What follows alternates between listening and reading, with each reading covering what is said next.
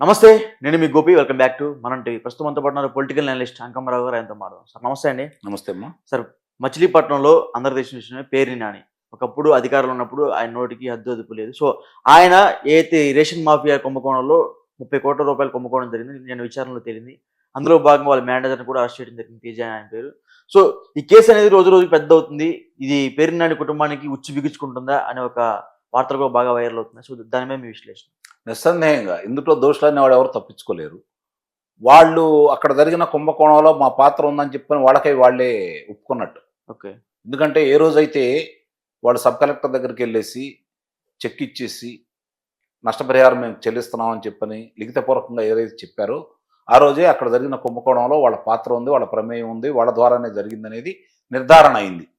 ఇప్పుడు అతను అంతవరకే ఆగిపోతుందేమో, ఈ డబ్బులు కడితే సరిపోతుందేమో, పెనాల్టీ వేసి దాన్ని వాళ్ళకి నష్టం మనం కడితే సరిపోతుందేమో అని భావించాడే తప్ప ఇది రాష్ట్ర వ్యాప్తంగా జరుగుతున్నటువంటి కుంభకోణానికి సంబంధించి రేషన్ మాఫియాలో తన పాత్ర కూడా ఉంది కాబట్టి తప్పించుకోవాలని చెప్పి ముందుగా ప్రయత్నం చేశాడు. ఓకే. ఆ ప్రయత్నంలో భాగంగా రకరకాలుగా వాళ్ళకున్న వెలుసుబాట్లు ఏముంటాయో వెతుక్కున్నాడు, కానీ ఎక్కడ ఏమి దొరకలేదు.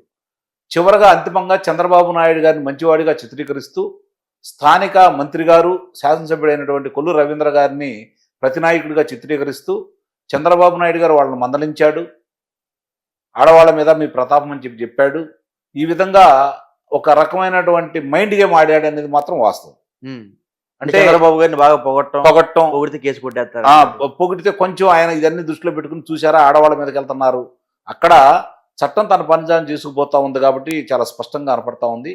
అతను అన్నట్టు పేర్ని అన్నట్టు నిస్సందేహంగా అతని మీద కక్ష సాధించి చర్య గనక కొల్లు రవీంద్ర తీసుకోవాలని భావించి ఉన్నట్టయితే అధికారంలోకి వచ్చిన 3వ రోజే చేసేవాళ్ళు. చాలా ఉదంతాలు ఉన్నాయి వాళ్ళ మీద. కానీ అలాంటి ఉదంతాలు వాళ్ళు దాన్ని అందిపుచ్చుకోలేదు. చట్టపరంగా వీళ్ళు ఏదైతే బియ్యంలో దొరికారో దానికి సంబంధించిన ఆధారాలన్నీ కూడా వాళ్ళు సేకరించిన తర్వాత వాళ్ళు ఎటు పాలుపోలేని పరిస్థితుల్లో, తప్పించుకోవడానికి వీలుగాని పరిస్థితుల్లో తప్పనిసరి అయి ఈరోజు చట్టం ముందు మేమే దోషులు అని చెప్పని వాళ్ళకై వాళ్ళు ఒప్పుకున్నారు. ఇది గమనించుకోవాల్సిన అంశం. ఈ క్రమంలో దానికి సంబంధించిన వాళ్ళందరూ ఇప్పుడైతే ఎవరైతే ఉన్నారో లారీ డ్రైవర్ కానించి అక్కడ ఉన్న సిబ్బందిని, అలాగే మేనేజర్ని, వీళ్ళందరినీ కూడా అదుపులో తీసుకున్నారు. వాళ్ళ ద్వారా మొత్తం వివరాలు కూడా రేపు సేకరిస్తారు. ఇప్పుడు 14 రోజులు వాళ్ళకి రిమాండ్ విధించడం కూడా జరిగింది. తదుపరి అంశం ఆమె ఉంది కాబట్టి ఆమె వరకే వెళ్తుందా, లేకపోతే దీంట్లో ప్రధాన పాత్రధారి అయినటువంటి పేర్ని నానికి తెలియకుండా ఏమీ జరగదు కాబట్టి సతీమణి పేరు మీద అది పెట్టారు.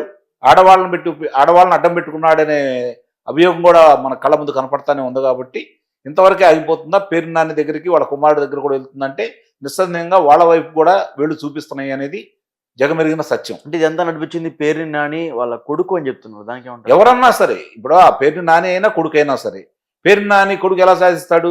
తండ్రి మంత్రి, తర్వాత మంత్రి పదవి తర్వాత శాసనసభ్యుడు, వైఎస్ఆర్సీపీ పార్టీ మీద ఏగవాలకుండా పవన్ కళ్యాణ్ గారి మీద ఒంటికాల మీద వెళ్ళిన వ్యక్తి, తన యొక్క వాగ్దాటితోటి తిమిని బొమ్మిని చేయగలిగిన వ్యక్తి, అలా చేసుకుంటా వచ్చిన వ్యక్తి. మరి ఆ వ్యక్తి అండదండలు లేకుండా ఆ వ్యక్తికి తెలియకుండా కుమారుడు చేస్తాడా? ఇవన్నీ చెప్పుకోవడానికి హాస్యాస్పదంగా ఉంటాయి. నిస్సందేహంగా అతని ప్రమేయంతో జరిగింది.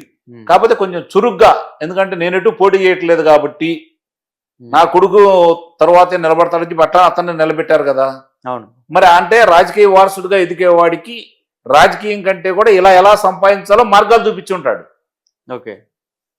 ఎలా అంతం చేశాడు కాబట్టి ఇదిగో ఇట్లా చేయరా బాబు, ఇట్లా చేస్తేనే తప్ప డబ్బులు రావు, మనకు రాజకీయాల్లో ఏమొస్తాయి, కబ్జాలు చేస్తే వస్తాయి, కుంభకోణాలు చేస్తే వస్తాయి, కానీ రాజకీయం చేస్తే ఏముంటుందో ఆస్తులు కరిగిపోతూ ఉంటాయి, మనం ఆస్తులు పెంచుకోవాలంటే ఈ విధమైన పందాలు వెళ్ళాలని చెప్పని కొడుకు నేర్పుంటాడు. దానికి మూల్యం ఈరోజు వాళ్ళు చెల్లించుకుంటున్నారు. కొంచెం ముందు వెనక జరుగుతున్న పరిణామాలు ఏంటంటే కొంచెం ముందు వెనక. ఓకే. ఇప్పుడు ఆ విషయం కొంచెం తొందరగా, ఇది రాష్ట్ర వ్యాప్త కుంభకోణం అయిపోయింది. అవును.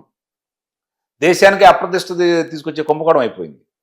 కాబట్టి దీన్ని అంత తొందరగా ఎవరిని దీంట్లో బాధ్యులైన వాళ్ళని వదులుతారని అయితే నేనైతే భావించట్లేదు. ఆ భాగంలోనే ప్రస్తుతానికి ఇక్కడ ఇంకా సాక్ష్యాధారాలు బాగా దొరికినాయి కాబట్టి ముందుగా ఇక్కడ నుంచి మొదలు పెడతారని, బందర్ నుంచి మొదలు పెడతారని అయితే నేను భావిస్తున్నాను. అంటే పార్టీ వచ్చినా సరే ఆ ప్రజల్లో సంతోషం కనిపించట్లేదు. ఎందుకు వాళ్ళ మీద చర్యలు తీసుకోలేకపోతున్నారని ప్రజలు కూడా భావోద్వేగానికి గురవుతున్నారు. నిస్సందేహంగా ప్రజలు, శ్రేణులు, కొంతమంది నాయకులు కూడా దానికి బాధపడతానే ఎందుకు ఉన్నారు. వదిలిపెడుతున్నారు ఊరికి నిస్సందేహంగా ఆ విషయంలో కూటమి ప్రభుత్వం కొంచెం అలసత్వం వహిస్తుంది అనేది కళ్ళ ముందు కనపడుతున్నట్టు వాస్తవం, మనం కాదనలేని వాస్తవం కూడా. ప్రభుత్వం వచ్చినా సరే ఇప్పటికీ కడప జిల్లాలో ఒక ఎంపీడీ మీద ఒక మాజీ ఎంపీపీ అంటే ఇప్పుడు ఎంపీపీ కొనసాగుతూనే ఉన్నారు. వాళ్ళ కొడుకు వెళ్ళి దాడి చేయడం అంటే ఇది చాలా హాస్యాస్పదం. చూశారు కదా అక్కడ అంకుశం సినిమాని గుర్తు చేశారు కదా అక్కడ ఉన్న స్థానిక పోలీసులు. చూసాం. అంటే చంప మీద కొట్టడం. కొన్ని చోట్ల జరుగుతున్న పరిణామాలు కొంత తృప్తికరంగా ఉన్నా కూడా సంతృప్తికరంగా ప్రజలు కానీ శ్రేణులు కానీ లేరనేది వాస్తవం. ప్రజలు ప్రశాంతమైన వాతావరణం ఉందని సంతోషపడుతున్నారు, అంతవరకు ఒప్పుకోవాలి. పథకాలు సక్రమంగా అందుతున్నాయి, అంతవరకు ఒప్పుకోవాలి. రహదారులు బాగు చేస్తున్నారు, అంతవరకు ఒప్పుకోవాలి. ఆ విషయంలో సంతోషంగానే ఉన్నారు వీళ్ళు. అలాగే పరిశ్రమలు వస్తున్నాయి, నిరుద్యోగులకి ఉద్యోగ అవకాశాలు కల్పిస్తూ ఉన్నారు, పరిశ్రమలు తీసుకొస్తానే ఉన్నారు.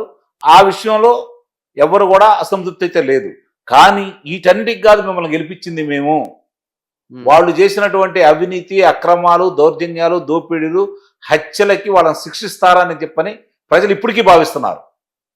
వీళ్ళు రేపు పొద్దున 20 లక్షల మందికి ఉద్యోగాలు తీసుకొచ్చినా వీళ్ళ కనుక ఇట్లానే వదిలేస్తే తృప్తికరంగా ఉండరు వాళ్ళు. ఇది గమనించుకోవాలి. ఎందుకంటే బాధలు పడింది వాళ్ళు, అనుభవించింది వాళ్ళు, నరకయాతన అనుభవించింది వాళ్ళు, వాళ్ళ ఆస్తులు పోగొట్టుకుంది వాళ్ళు, ఒక కుటుంబ సభ్యులను పోగొట్టుకుంది వాళ్ళు ప్రజలు. మీరేదో ఉపశాంతి కలిగజేస్తాండి, వాళ్ళకి ఉపశాంతి ఎలా కలుగుతుంది? దానికి బాధ్యులైన వాళ్ళని శిక్షలేస్తే, అవినీతి పరులను శిక్షలేపిస్తే, అవినీతి పరుల్ని హత్యలు చేసిన వాళ్ళని, దోపిడీలు చేసిన వాళ్ళని, దొంగతనాలు చేసిన వాళ్ళని కారాగారంలో కూర్చోబెడితే వాళ్ళని కొట్టమని తిట్టమని చెప్పట్లేదు వాళ్ళు. ఇప్పటికీ కొంతమంది ఆ అవినీతి చేసిన వాళ్ళు నాయకులు పార్టీలు మారుతా ఉన్నారు, కూటమిలోకి వస్తూ ఉన్నారు. వాళ్ళ అనుచరులు ఇప్పుడున్నటువంటి గెలిచిన శాసనసభ్యుల దగ్గరకు వచ్చి ఇంకా కొన్ని చోట్ల వాళ్ళే పెత్తనం చేస్తుంటే ప్రజలు ఇంకా జీర్ణించుకోలేకపోతున్నారు. అగ్రవర్ణాల మీదే ప్రభుత్వం పెత్తనం అంటే అగ్రవర్ణాల మీదే పెత్తనం చలాయించట్లేదు, అణగారిన వర్గాల మీద పెత్తనం చలాయిస్తుంది. ఇవన్నీ ఇప్పుడు రెడ్డి గారు కదా, ఆయన నిన్న జరిగింది రెడ్డి గారే కదా కడపలో. మరి పేరు నాని గారు ఇవన్నీ చూస్తూ ఉంటే వీళ్ళు ఏమన్నా బలహీన వర్గాల వాళ్ళు అయితే కాదు కదా, ఇది గమనించుకోవాలి. వాళ్ళు కేవలం మాటలతో సరిపెట్టిపోతున్నారు, మిగతా వాళ్ళని అరెస్ట్ చేస్తున్నారు. అక్కడ ఢిల్లీ కావచ్చు, మరి కొంతమంది అక్కడ అరెస్ట్ అయ్యారు కదా, అక్కడ అరెస్ట్ అయ్యి వర్రా రవీందర్ రెడ్డి ఏమన్నా బలహీన వర్గాలాడా? కాదుగా. ఇదే భూతత్వంలో చూపించడానికి ఏంటంటే అవకాశం వీళ్ళు కలగజేస్తున్నారు, అది మాత్రం నేను ఒప్పుకుంటాను. ఈ కూటమి ప్రభుత్వం అలా మాట్లాడుకునే అవకాశాన్ని మాత్రం కలగజేస్తూ ఉంది అని చెప్పని చంద్రబాబు నాయుడు గారి చిత్తశుద్ధిని మనం ఎక్కడేమీ వంకబెట్టాల్సిన అవసరం అయితే లేదు, పవన్ కళ్యాణ్ గారి గురించి కూడా. కాకపోతే జరుగుతున్న పరిణామాలు కొంచెం మింగుడు పడనమాట వాస్తవమే ప్రజలకి. ఆ విధంగా కనుక వెళ్తే సంపూర్ణంగా వైఎస్ఆర్సీపీ పార్టీ అనేది ప్రజలు ఏం కోరుకుంటున్నారంటే ఆంధ్ర రాష్ట్రంలో రాజకీయ యవనికలో వైఎస్ఆర్సీపీ పార్టీ అనేది మనుగడ సాగించకూడదు, ఆ పార్టీ అనేది ఇక జీవితంలో రాజకీయంలో ఉండకూడదని చెప్పని ప్రజలు తీర్పిచ్చారు. ప్రజా తీర్పును గౌరవించండి, ఆ విధంగా మీరు ముందడుగు లేయండి. రోజుకు ఒక అంశాన్ని బయటకు తీసుకొస్తున్నారు, అది పత్రికలలో ప్రకటనలకి లేదా మీరు ప్రసార మాధ్యమాల్లో మాట్లాడుకోవడానికే పనికొస్తుందనే భావనలో ప్రజలు ఉన్నారు. మీరు కష్టపడుతున్నారు, పరిశ్రమలు తీసుకొస్తున్నారు, బూడిదలో పోసిన పన్నీరు మాత్రం చేసుకోవద్దు. రాజకీయంలో హత్యలుండవు, అన్ని ఆత్మహత్యలే ఉంటాయి. మంచి అవకాశం కూటమి ప్రభుత్వానికి ఇచ్చారు, మళ్ళీ అది పురుడు పోసుకునే విధంగా మీరు ప్రయత్నం చేయొద్దు వైఎస్ఆర్సీపీ పార్టీని. ఇది ప్రజలందరూ బలంగా కోరుకుంటున్నారు. దానివల్లే ప్రజల మీదకి అసంతృప్తి ఉంది తప్ప ఈ కార్యక్రమాలు లేకపోతే అభివృద్ధి గురించో వాళ్ళకి ఎలాంటి ఇబ్బంది లేదు. వాళ్ళైతే ప్రశాంతమైన ఉన్నారు, వాళ్ళు ఏది కోరుకున్నారో ఆ ప్రశాంతం ఉంది. ఒక్క అవినీతి పరులను అదుపులో తీసుకోవట్లేదు అనే భావన తప్ప. అది కూడా నా ఉద్దేశం ప్రకారం ఇలాగే కొనసాగుతూ ముందుకెళ్తే పరిశ్రమలు వచ్చి పనులు అందరికీ అందుబాటులో వచ్చేసి తీరిక లేకుండా పనులు చేసుకొని ప్రతి వాళ్ళకి పని కల్పించి ప్రతి ఎకరాకి నీరు అందిస్తే ఇవన్నీ కూడా మర్చిపోతారు, అందులో సందేహమే లేదు. కాకపోతే పెట్టుబడిదారులు వస్తారా రా అనే మీమాంస మాత్రం కొంత ఉంది. వాళ్ళు కూడా వస్తున్నారు కాబట్టి వాళ్ళు కూడా ఇవి పట్టించుకోవట్లేదు. మళ్ళీ వైఎస్ఆర్సీపీ ప్రభుత్వం రాదనే భావనలో వాళ్ళు ఉన్నారు.